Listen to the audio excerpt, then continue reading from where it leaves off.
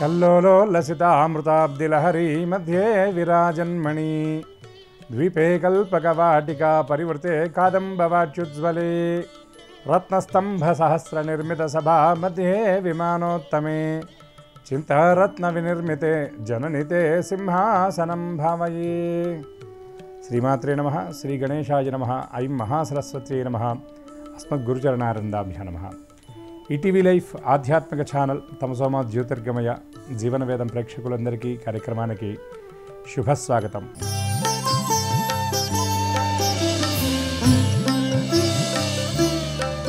అఖిల ధర్మాలకు మూలమైనటువంటి వేదంలో చెప్పిన అనేక విషయాలలో ఉన్నటువంటి సారాన్ని అందరికీ సరళంగా అందించేటటువంటి కార్యక్రమం ఈ జీవన వేదం.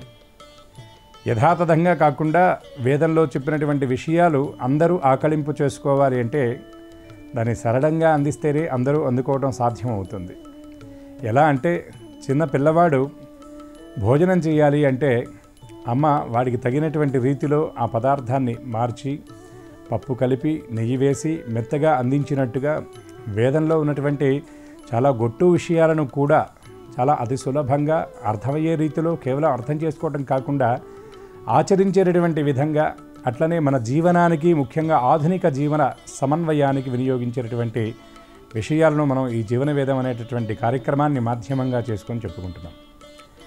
వేదంలో ప్రతి విషయం కూడా మనం గ్రహించగలిగిందే ఆచరించగలిగిందే ఉంటుంది. కానీ దాన్ని మనం తీసుకునేటటువంటి విధానాన్ని బట్టి ఉంటుంది. ఎట్లా అయితే చెరకు గడలో ఎక్కడ కురికి చూచినా అది మాధుర్యంగా తీపిగా ఉంటుందో వేదంలో చెప్పినటువంటి ఏ విషయమైనా సరే అంతే మనకి ఫలితాన్ని ఇచ్చేదిగా ప్రయోజనాన్ని చేకూర్చేదిగా ఉంటూ ఉంటుంది. వేద మంత్రాలలో మనకి అనేక చోట్ల శ్రద్ధయా అగ్ని సమిధ్యతే శ్రద్ధయా విందతే హవిహి అని మహానారాయణంలో చెప్పబడుతుంది. అట్లాగే శ్రద్ధయాధేయం అశ్రద్ధయాధేయం అని ఉపనిషత్తుల్లో కూడా చెప్పబడుతుంది. ఈ శ్రద్ధ అనేటటువంటి మాట వేదంలో అనేక చోట్ల వినపడుతూ ఉంటుంది. దైనందిన జీవితంలో కూడా ఏ పని చేసినా కూడా శ్రద్ధగా చేయాలరా, శ్రద్ధ లేకపోతే ఏ పని సక్రమంగా పూర్తవదు అని కూడా చెబుతూ ఉంటారు. అంటే ఒక పనిని చేసేటటువంటి వాడికి శ్రద్ధ అనేది చాలా ముఖ్యం. ఒక పనిని చేయాలి అంటే ముందు సంకల్పం కావాలి. సంకల్పంతో పాటు చేసేటటువంటి పని మీద మనస్సుని సంలగ్నం చేయటం ఏదైతే ఉందో దానినే శ్రద్ధ అంటారు. గీతాశాస్త్రంలో గీతాచార్యుడు కూడా ఒక మాట అంటాడు, శ్రద్ధావాన్ లభతే జ్ఞానం అని. జ్ఞానం కావాలి, జ్ఞానాన్ని పొందాలి అనేటటువంటి వాడికి ఏం కావాలి అంటే శ్రద్ధ కావాలి అని చెప్తారు. అలాగే బ్రాహ్మణ్యంలో పుట్టినటువంటి వాడు ద్విజత్వం ఉన్నటువంటి వాడు అంటే వైశ్యధర్మం వైశ్య వర్ణంలో కానివ్వండి, క్షాత్రంలో కానివ్వండి, క్షత్రియులు కానివ్వండి, బ్రాహ్మణంలో వీళ్ళకి ద్విజత్వం ఉంటుంది. ద్విజత్వం అంటే 2 జన్మలు కలిగిన వాడు అని. ఏమిటండి ఈ 2 జన్మలు అంటే, ఒకటి ఉపనయనానికి ముందు, రెండవది ఉపనయన సంస్కారం జరిగిన తర్వాత. ఈ ఉపనయన సంస్కారంలోనే ఒక చక్కటి మాట చెప్తారు, ప్రణవ శ్రద్ధామేధా జనన సిద్ధ్యర్థం అని. ఈ ఉపనయనం ఎందుకంటే వేదాధికారం కోసం చేస్తారు, వర్ణాశ్రమ ధర్మ నిర్వహణ యోగ్యత కోసం చేస్తారు. దీంట్లో ప్రణవ శ్రద్ధామేధాజనన సిద్ధ్యర్థం అని సంకల్పం చేస్తారు. పాలాశం అనేటటువంటి కార్యక్రమంలో ఈ ప్రణవ శ్రద్ధామేధ ఆవాహన కూడా చేసి ఆయా దేవతలను కూడా చక్కగా ఆరాధిస్తారు. శ్రద్ధ అంటే ఏమిటంటే ఏ పని మీదైనా సరే మనస్సుని సంలగ్నం చేసి దానిని చేయటం ఏదైతే ఉందో ఆ కార్యక్రమాన్ని నిర్వహించేటటువంటి ఆ భావన రావటం కోసం ఈ శ్రద్ధ అనేటటువంటి దేవతని చక్కగా ఆవాహన చేసి ఆ దేవత అనుగ్రహం కోసమే ఈ కార్యక్రమాన్ని నిర్వహిస్తారు. ఏ పని చేయాలన్నా కూడా, ఏ పని ముందుకు వెళ్ళాలన్నా ఆ పని పరిపూర్ణమైనటువంటి ఫలితాన్ని ఇవ్వాలంటే శ్రద్ధ చాలా ప్రధానంగా కావాలి. ఎట్లా అంటే మనస్యేకం వచస్యేకం కర్మణ్యేకం మహాత్మన మనస్యన్యత్ కర్మణ్యన్యత్ వచస్యన్యత్ దురాత్మన అని మనకు శాస్త్రం చెప్తున్నటువంటి మాట. అంటే ఒక పని చేసేటప్పుడు దాని మీద త్రికరణములు అంటారు, మనస్సు వాక్కు కర్మ. ఆ మూడిటి యందు సంలగ్నం చేసి ఉండాలి. మనం మనస్సులో ఏదైతే ఆలోచన చేస్తున్నామో అదే మనం వాగ్రూపంలో వ్యక్తపరచాలి.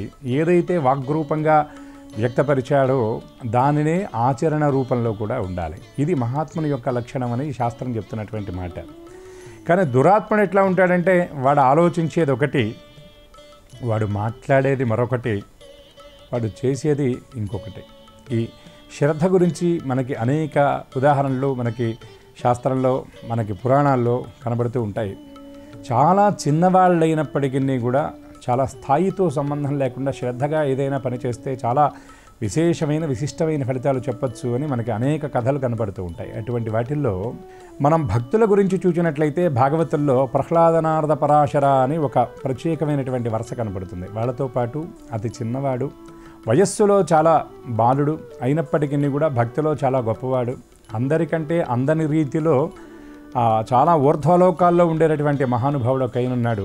ఆ భక్తుడి పేరే ధ్రువుడు. భాగవతంలో మనకి ప్రత్యేకంగా ధ్రువోపాఖ్యానం అని కూడా మనకి చరిత్ర కనబడుతుంది. అటువంటి ధ్రువోపాఖ్యానంలో ఉత్తానపాదుడు అనేటటువంటి మహారాజు ఉండేవాడు. ఆ మహారాజు గారికి 2 భార్యలు. ఆ 2 భార్యల్లో సురుచి, సునీతి అనే 2 భార్యలు ఉండేవారు. వారిలో మొదటి భార్య యందు రాజుగారికి చాలా అమితమైనటువంటి ప్రేమ ఉండేది. ఆవిడకు ఉన్నటువంటి కుమారుడి పేరు ఉత్తముడు. రెండవ భార్యకు ఉన్నటువంటి కుమారుడి పేరు ధ్రువుడు. ఈ రాజుగారు మొదటి భార్యను చాలా చక్కగా ఆదరిస్తూ ఆవిడకే తన అర్ధసింహాసనాన్ని ఇచ్చి ఆయన అంకపీఠం మీద కూర్చుండబెట్టుకొని ఆవిడనే పట్టపు మహిషిగా గ్రహించి పరిపాలన సాగిస్తూ ఉండేవాడు. ఆవిడికి పుట్టినటువంటి పిల్లవాడినే లాలించడం, పాలించడం, అతన్నే తన సర్వస్వంగా భావన చేయటం, తర్వాత తన రాజ్యానికి కూడా అతన్నే వారసుడిగా ప్రకటించడం, వాడి యందు అమితమైనటువంటి ప్రేమాభిమానాలను ప్రకటించడం, ఇలా చేస్తూ ఉండేవాడు మహారాజు. ఇలా జరుగుతుంది. కొంతకాలం గడిచింది. చిన్నపిల్లలు ఇద్దరికీ కూడా ఒక వయస్సు వచ్చింది. ఊహ గ్రహించేటటువంటి స్థితి వచ్చింది. ఈ ధ్రువుడు అనేటటువంటి పిల్లవాడికి సుమారుగా 6 సంవత్సరాల వయస్సు వచ్చింది. వచ్చిన తర్వాత తండ్రి దగ్గరికి వెళ్ళి తండ్రితో పాటు కూర్చోవాలి, తండ్రితో సంభాషించాలి, తండ్రితో ఆడుకోవాలి అనేటటువంటి భావన పిల్లవాడికి ఉన్నది.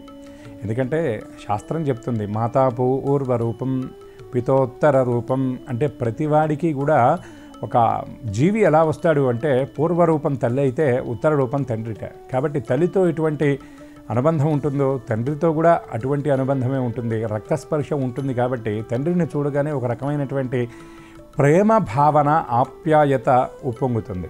బహుశా ఆ మహారాజు కూడా ఉండవచ్చు, కానీ భార్య మీద ఉన్నటువంటి మొదటి భార్య మీద ఉన్నటువంటి ప్రేమ చేత, భయము చేత ఆ పిల్లవాడిని ఆదరించేటటువంటి ప్రయత్నం ఆయన చేయలేదు. అయితే ఒకనాడు సభ జరుగుతూ ఉన్నటువంటి సమయంలో తన సవతి తల్లి కొడుకైనటువంటి ఉత్తముడు తండ్రి ఆ తొడ మీద కూర్చొని ఉండడాన్ని చూచాడు. చూచి ఈ ధ్రువుడు కూడా వెళ్ళి తన తండ్రి దగ్గరికి వెళ్ళి కూర్చోవాలని భావన చేశాడు. భావన చేస్తే అప్పుడే అటుగా వచ్చినటువంటి సవతి తల్లి ఆ పిల్లవాడిని లాగి పక్కకు పడవేసి, నీవు దురదృష్టవంతుడివిరా, నీవే గనక అదృష్టవంతుడు అయితే నా గర్భవాసాన్ని జన్మించి ఉండేవాడివి. నా గర్భవాసాన్ని జన్మించినటువంటి నా కుమారుడికి మాత్రమే నీ తండ్రితో పాటు కూర్చుండేటటువంటి అర్హత, యోగ్యత ఉన్నాయి. ఆ సింహాసనం మీద కూర్చుండేటటువంటి స్థాయి వాడికి మాత్రమే ఉన్నది. నీ తండ్రి తరువాత యువరాజ పట్టాభిషేకం జరిపించుకొని నీ తండ్రి తదనంతరం ఈ రాజ్యాన్ని పరిపాలించేటటువంటి ఈ కిరీట అధికారం కూడా ఆ పిల్లవాడికే ఉన్నది అని చెప్పి ఆ సవతి తల్లి అనేక విధాలుగా ఆ పసివాడి మనస్సు నొచ్చుకుండేలాగా ప్రవర్తిస్తుంది. అలా ఆ జరిగినటువంటి సంఘటనకి ఏడుస్తూ వెళ్ళినటువంటి ఆ పిల్లవాడు, సహజంగా పిల్లలందరూ ఎక్కడికి వెళతారండి? తల్లి దగ్గరికే వెళతారు. మాతా సమున్నాస్తి శరీర పోషణం అనే శాస్త్రం చెబుతున్నటువంటి మాట. మనకు సంప్రదాయంలో తల్లికి చాలా ప్రాధాన్యత ఉంటుంది. అందుకే వేదంలో చెప్పినా, పురాణాల్లో చెప్పినా, ఉపనిషత్తుల్లో చెప్పినా మాతృదేవో భవ అని అన్నారు. అట్లాగే నమాతః పరదైవతం అన్నారు. తల్లిని మించినటువంటి దైవం లేదు. ఇవాళ చాలా చోట్ల లోకల్లో చూస్తూ ఉన్నాం. యజ్ఞయాగాది క్రతువులు చేస్తారు, దేవాలయాలు నిర్మాణం చేస్తారు, అనేక క్షేత్రాలు వృద్ధిలోకి తీసుకొస్తారు, అనేక భూరిదానాలు చేస్తారు. కానీ తల్లిదండ్రులకు మాత్రం సక్రమమైనటువంటి రీతిలో పోషణ ఏర్పాటు చేయరు. తల్లిదండ్రులని వాళ్ళ బాధ్యతగా గ్రహించరు. ఇక్కడ మేడలు మిద్దెలు కట్టి దానాలు చేస్తూ ఉంటారు, తల్లిదండ్రులు మాత్రం వృద్ధాశ్రమంలో ఉంటారు. అటువంటి వాళ్లకు ఎటువంటి సత్ఫలితాలు రావు. వాళ్ళు ఎన్ని యజ్ఞాలు చేసినా, యాగాలు చేసినా, ఎన్ని దేవాలయాలు నిర్మాణం చేసినా, అనేక భూరి దానాలు చేసినప్పటికీ కూడా వాళ్ళకి కలిగేటటువంటి ప్రయోజనం ఏమిటి అంటే శూన్యం. వాళ్ళు చేసేటటువంటి కర్మలన్నీ కూడా బూడిదలో పోసిన పన్నీర్ అనే మనం ఇక్కడ ఈ సందర్భంగా మనం గ్రహించాలి. ఎందుకంటే భూప్రదక్షిణ షట్కేన కాశీయాత్ర యుతేన చ శేతస్నాన శతైర్యశ్చ తత్ఫలం మాతృవందనం అని మనకి చెప్పబడుతుంది. కాశీయాత్ర యుతేన చ, కాశీయాత్ర అయుతేన చ అంటే 10,000 సార్లు కాశీ వెళ్ళొస్తే ఎంత ఫలితమో, శేతుస్నాన శతైర్యశ్చ 100 సార్లు సముద్ర స్నానాన్ని విధి విధాన పురస్సరంగా చేస్తే ఎంత పుణ్యఫలమో. అట్లాగే భూప్రదక్షిణ షట్కేన 6 పర్యాయాలు భూమండలం అంతా కూడా ప్రదక్షిణ చేసి భూలోకంలో ఉన్నటువంటి తీర్థాలన్నీ చక్కగా సేవించి క్షేత్రాలన్నీ దర్శిస్తే ఎంత పుణ్యఫలమైతే వస్తుందో, ఒక్క పని చేస్తే ఈ ఫలితం వస్తుంది. ఏమిటా ఆ ఒక్క పని అంటే తత్ఫలం మాతృవందనం, తల్లికి నమస్కారం చేసినంత మాత్రానే ఈ ఫలితాలన్నీ వస్తాయని చెప్పారు. ఇది మనకి ఎక్కడ కనబడుతుందంటే దృష్టాంతంగా మనం వినాయక చవితికి చెప్పుకునేటటువంటి కథలో కూడా కుమారస్వామితో పోటీ పడుతున్నటువంటి గణపతి ఆయనతో పాటు పోటీలో స్పర్ధలో పాల్గొనలేనటువంటి స్థితిలో ఉంటే నారదుడు సలహా మేరకు వాగర్థావివ సంపృక్తౌ వాగర్థ ప్రతివర్తయే జగతః పితరౌ వందే పార్వతీ పరమేశ్వరం అంటారయ్యా.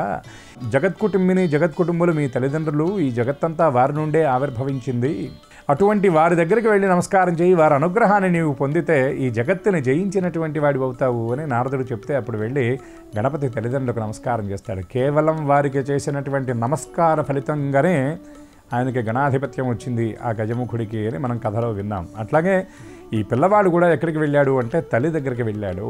ఎందుకంటే పిల్లవాడు వెళ్ళేది ఎక్కడికంటే తల్లి దగ్గరికే వెళతాడు. తల్లితోనే చాలా స్వతంత్రత ఉంటుంది కాబట్టి తల్లి దగ్గరికి వెళ్ళి ఏడుస్తూ వెళ్ళాడు. తల్లి ఊరడించేటటువంటి ప్రయత్నం చేసింది. జరిగినటువంటి విషయాన్ని అడిగి తెలుసుకుంది. ఆ పిల్లవాడు జరిగినటువంటి విషయాన్ని చెప్పాడు. చెబితే నాయన, నేను దురదృష్టవంతురాల్ని, నీ తండ్రికి 2వ భార్యగా వచ్చాను. అయినా సరే నేను ఇలాగే కాలం గడుపుతూ ఉన్నాను. నీవు నా గర్భవాసాన జన్మించావంటే నీవు కూడా దురదృష్టవంతుడివేరా, కానీ దీనికోసం నీవు ప్రయత్నించకు. ఎవరి దయతోనే నీకు వచ్చేటటువంటి స్థానం కోసం నీకు అక్కర్లేదు. పరమపదాన్ని పొందేటటువంటి ప్రయత్నాన్ని నీవు చెయ్యాలిరా అని పిల్లవాడికి చెప్తే పిల్లవాడు జన్మాంతర సంస్కార బలం ఉన్నటువంటి వాడు కాబట్టి తల్లితో అన్నట్ట, అమ్మా నేనేదో ఇప్పుడు ఏడిచాను కానీ ఇంకా ఎప్పుడూ ఏడవనమ్మా. ఒకళ్ళు ఇచ్చేటటువంటి పదవి కానీ ఒకళ్ళు ఇచ్చేటటువంటి స్థానం కానీ నాకు అక్కర్లేదమ్మా. ఇంతకుముందు ఎవరూ చేరుకోనటువంటి స్థానానికి, ఇంతకుముందు ఎవరు పొందనటువంటి దాన్ని నేను పొందేటటువంటి ప్రయత్నం చేస్తాను. అమ్మా నీవు నన్ను ఆశీర్వదించు, నీ ఆశీర్వచన బలం ఉంటే చాలు, నేను దేన్నైనా సాధించగలుగుతాను అని ఆ తల్లికి నమస్కారం చేసి ఆ పిల్లవాడు ఎక్కడికి బయలుదేరాడంటే కల్మషం ఎరుగునటువంటి ఆ పిల్లవాడు కానలకు బయలుదేరాడు, అంటే అడవికి బయలుదేరాడు. తల్లి కూడా వారించేటటువంటి ప్రయత్నం చేయలేదు. పిల్లవాడిని ఆశీర్వచనం చేసింది. చక్కగా ఆయన యమునా నదీ తీరంలోకి వెళ్ళాడు. ఆ వెళ్ళేటటువంటి ప్రయత్నంలో అడవిలో అనేకమైనటువంటి రాళ్ళు, కొండలు, గుట్టలు, దుప్పలు అన్నీ దాటుకుంటూ వెళ్ళిపోయాడు. అలా వెళ్ళి కొంత దూరం వెళ్ళిన తర్వాత తపస్సులో తలపండినటువంటి మునులు ఎదురయ్యి వాళ్ళు చాలా ఆశ్చర్యపోయారు. ఈ పిల్లవాడెవరో రాజుగారి పిల్లవాడిలాగా ఉన్నాడు, రాజసం వీళ్ళలో ఉట్టిపడుతుంది, అందులో పసివాడు, వీడు చాలా కోమలంగా ఉన్నాడు, నవపల్లవంలాగా ఉన్నాడు, అంటే చిగురుటాకులాగా ఉన్నాడు, వీడు అడవులకు ఎందుకు వచ్చాడు, వీడేమైనా తప్పిపోయి వచ్చాడా అని ఆ మహర్షులు, ఆ మునులందరూ కూడా వాడి దగ్గరికి వెళ్ళి పలకరించారట. ఆ జన్మాంతర సంస్కార బలం ఉన్నటువంటి వాడు కాబట్టి వాళ్ళని చూసి కాషాయ దండమాత్రేణ యతఃపూజ్యో నసంశయేత్ అని శాస్త్రం చెబుతున్నటువంటి మాట. ఎక్కడైతే కాషాయ వస్త్రధారులు కనపడతారో, దండకమండలాలు ధరించినటువంటి వాళ్ళు కనపడతారో వారికి వెంటనే నమస్కారం చేయమన్నారు. కాబట్టి ఈ పిల్లవాడు జన్మాంతర సంస్కార బలం ఉన్నటువంటి వాడు కాబట్టి వాళ్ళకి నమస్కారం చేశారట.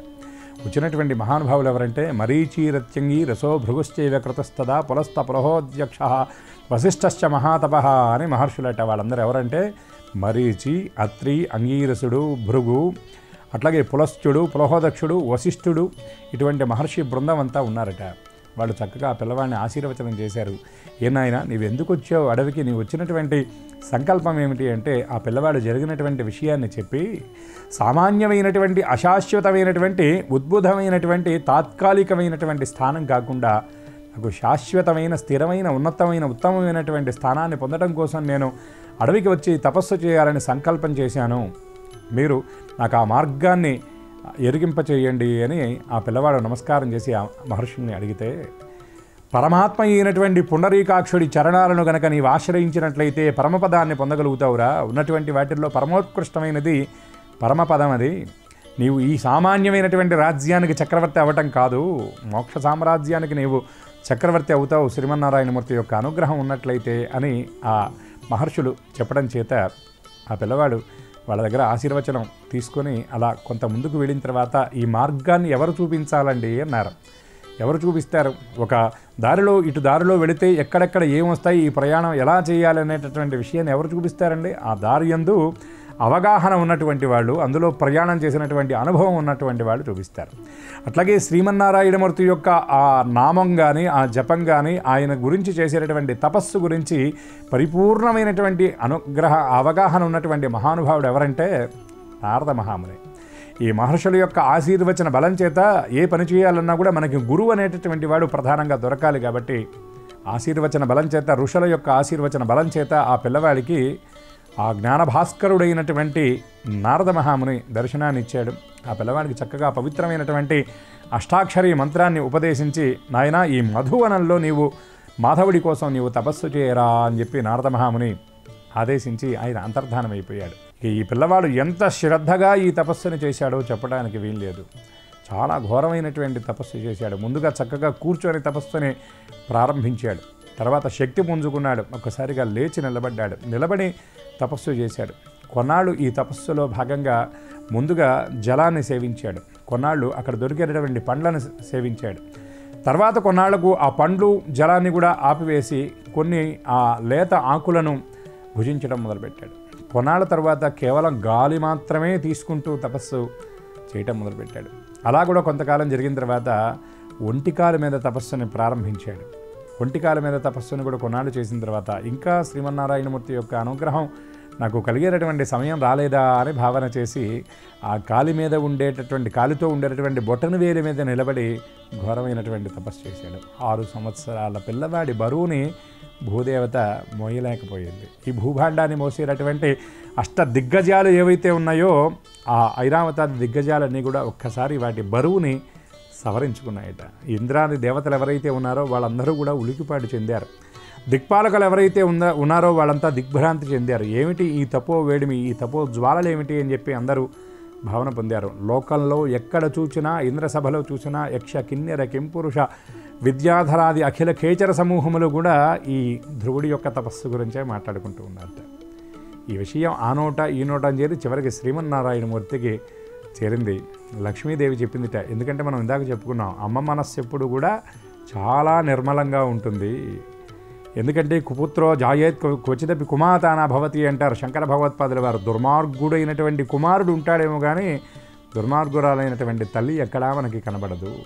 కాబట్టి లోకాలలో లేటటువంటి ఆ లోకబాంధవుడి అయినటువంటి శ్రీమన్నారాయణమూర్తి యొక్క పట్టపురాణి అయినటువంటి మహాలక్ష్మీదేవి ఆ పిల్లవాడిని చూచి పసివాడి యొక్క ఆ ముద్దులొలికేటటువంటి ఆ మోముని చూచి అమ్మవారు చరించిపోయి, నారాయణమూర్తిని వెళ్ళి ఆ పిల్లవాడిని అనుగ్రహించవయ్యా, వాడి తపస్సు యొక్క ఫలాన్ని వాడికి అందించమని ఆవిడ చెప్పిందిట. ఎందుకంటే ఎప్పుడు కూడా అమ్మ చెబితే అయ్య త్వరగా వింటాడు. అందుకే రామదాస స్వామి వారు కూడా దుర్భరమైనటువంటి ఆ యొక్క బందికానాలో ఆ శిక్షని అనుభవిస్తూ ఏం చేశాడంటే రామారామ అంటూ ఆ నామాన్ని చేసి విసిగి వేజారినటువంటి వాడై ఆ రామనామాన్ని అన్ని సంవత్సరాలు చేసిన తర్వాత ఒక స్పృహ వచ్చిందిట ఆయనకి.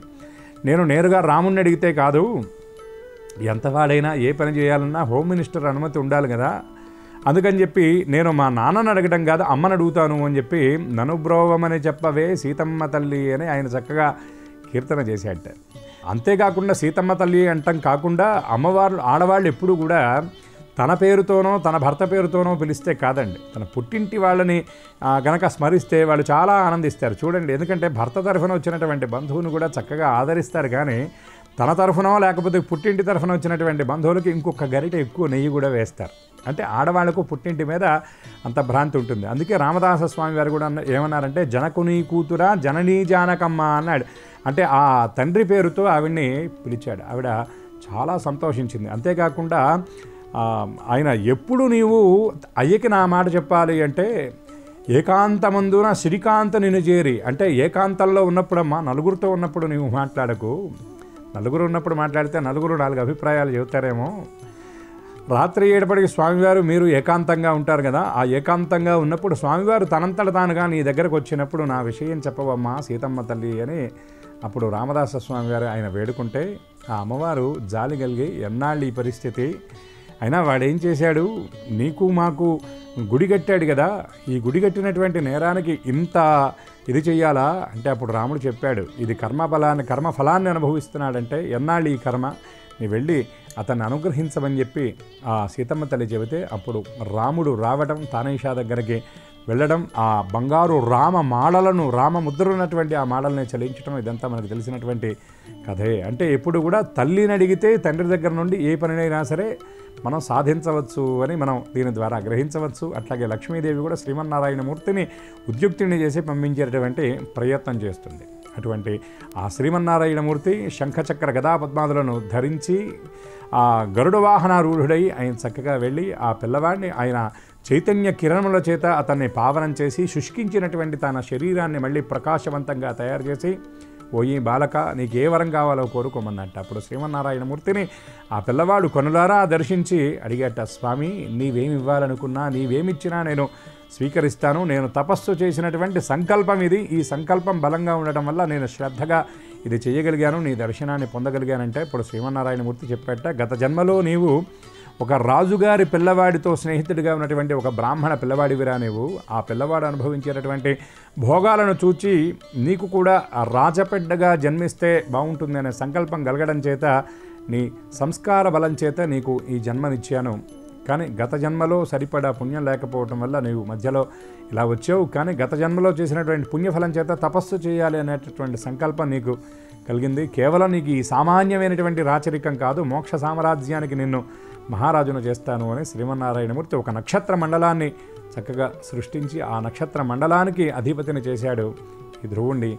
ఇదే ధ్రువ నక్షత్రం, ధ్రువుడి యొక్క చరిత్ర. ఈ ధ్రువ నక్షత్రాన్ని ఎవరైతే ప్రాతకాలంలో ప్రదోషకాలంలో స్మరిస్తారో, ధ్రువ దర్శనం చేస్తారో వారందరికీ శ్రీమన్నారాయణమూర్తి యొక్క దివ్యకృప కూడా పరిపూర్ణంగా కలుగుతుంది అని మనకి శాస్త్రంలో చెప్పినటువంటి మాట. వ్యాసుడి తండ్రి అయినటువంటి పరాశరుడు సాక్షాత్తు ఈ ధ్రువోపాఖ్యానాన్ని ప్రత్యేకంగా చెప్పినట్టుగా మనకి విష్ణు పురాణాది పురాణాల్లో భాగవతంతో పాటు మనకి కనబడుతుంది. ఈ ధ్రువ చరిత్ర ఎవరైతే వింటారో వాళ్ళందరికీ కూడా ఈ ఐహికమైనటువంటి సుఖాల మీద ఉన్నటువంటి వ్యామోహం పోయి ఆ శ్రీయఃపతి శ్రీచరణాల మీద చక్కటి కోరిక కలుగుతుంది, భక్తి కలుగుతుంది అనే శాస్త్రవచనం. సమస్త దారిద్ర్యాలు కూడా ఈ కథాశ్రవణం వల్ల తొలగిపోతాయి.